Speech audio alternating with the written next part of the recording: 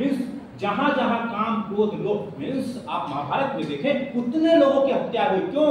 लोभ के कारण, लालच के कारण। जो मेरा नहीं है मैं उसको छीनना चाहता हूं। दुर्योधन ने यही तो किया और वहां नरक है।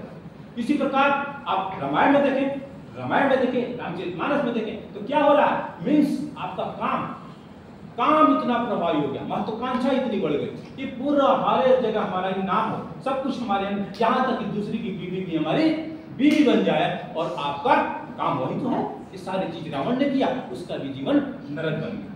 मीन्स जहां भी देखेंगे अगर नरक है, इस मानसिक दुख है, तो दुख के जड़ में देखेंगे तो यही तीनों है। क्या? काम, क्रोध और लोभ।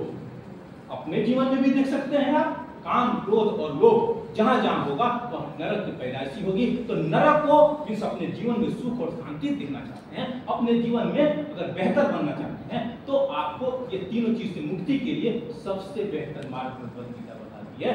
काम, क्रोध और लोभ से मुक्ति कैसी पाई जाए, जो कि नरक के द्वार है। अगर ये है तो हमारे जीवन में आत्मिक शांति, मानसिक शांति नहीं मिल सकती है। तो आपको जीवन में तृप्ति, शांति, इस सारी चीज प्राप्त करने के लिए तीनों से दूर होने का साथ ही साथ 3 प्रकार के भोजन की चर्चा की गई है। मीन्स अगर आप अपने नेचर को समझ रहे हैं कि मैं राजसिक हूं, मेरे अंदर गलत भाव आ रहे हैं, मीन्स महत्वाकांक्षा बहुत ज्यादा बढ़ रही है, या आलस ज्यादा बढ़ रहा है, तमोगुणी हो रहे हैं, तो कैसे सात्विकी में कन्वर्ट हूं, कैसे रजोगुणी में कन्वर्ट हूं, ये सारे विधि विधान आपकी भगवद गीता बताती। अब ऐसा समझ में आ रहा होगा, जैसे आपको पहले भी सुना होगा, 2 प्रकार की प्रवृत्तियां हमेशा इस धरती पर रही हैं। कौन? एक आसुरी और एक दैवी, है ना? आपने सुना भी होगा दैवासुर संग्राम, मीन्स हमेशा युद्ध होता रहा है। जैसे राम और रावण का युद्ध, दुर्योधन और अर्जुन का युद्ध, है कि नहीं? इसी प्रकार हमेशा से 2 प्रकार की विचारधाराएं रही हैं। एक दैविक गुण की तरफ जाती है, एक आसुरी गुण की तरफ जाती है। इन दोनों का द्वंद्व हमेशा बना रहा है नहीं। और आज के समय में ये द्वंद्व और भी बढ़ गया। और ये दोनों द्वंद्व पहले कहा था, एक श्रीलंका में मीन्स रावण का खानदान, और एक अयोध्या में, इतना दूरी थी। कुछ दिन बाद और बीता, दोनों पास में आ गए और एक ही खानदान में आ गए, हस्तिनापुर में। मीन्स एक अर्जुन वाला और एक दुर्योधन वाला। और समय बीता, ये दोनों और करीब आ गए, हमारे अंदर समा गए दैवी गुण और आसुरी गुण।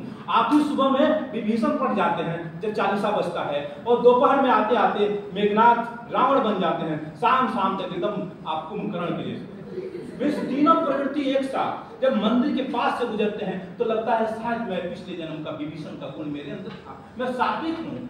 मीन्स जब बाजार से घूमते हैं तब लगता है यार नहीं, मैं तो रावण बन जाता हूं, मेरे अंदर, मेरे पास भी डिफेंडर गाड़ी चाहिए, मेरे पास मर्सिडीज चाहिए, BMW चाहिए, ठीक। और रात आते आते कुंभकर्ण, सुबह जब सोनाली रंग की क्लास होती है तो आप कुंभकर्ण बने रहते हैं कि जगू या न जगू।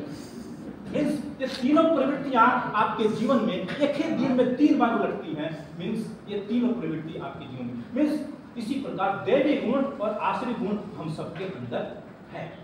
दोनों चीज पहले अलग अलग थी, अब बिल्कुल पास में आ गई। हर व्यक्ति को, किसी को भरोसा नहीं किया जा सकता कि कौन राम है और कौन रावण है। आज का सुबह राम और शाम का रावण,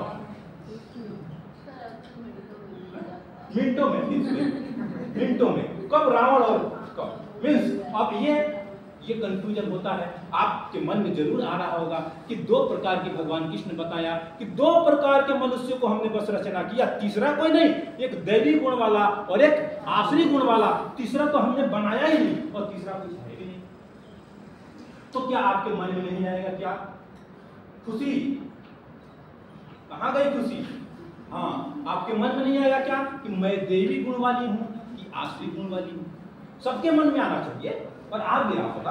अब देवी गुण वाले हैं कि आसुरी गुण वाले हैं, सबके मन में आ रहा होगा। तो भगवान कृष्ण जान रहे थे आने वाला जो है समय है वो डाटा का है।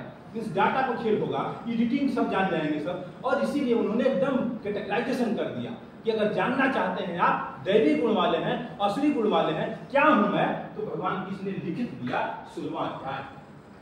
16वां अध्याय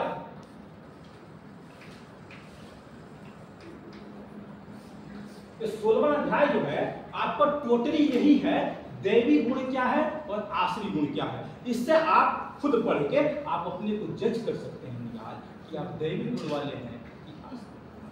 अगर आसुरी गुण वाले हैं तो दैवी गुण को पाने का प्रयास कीजिए, और दैवी गुण वाले हैं तो बहुत खुश होने की बात है कि भाई दैवी गुण वाला हूं, और बढ़ाइए और परमात्मा तक जाइए।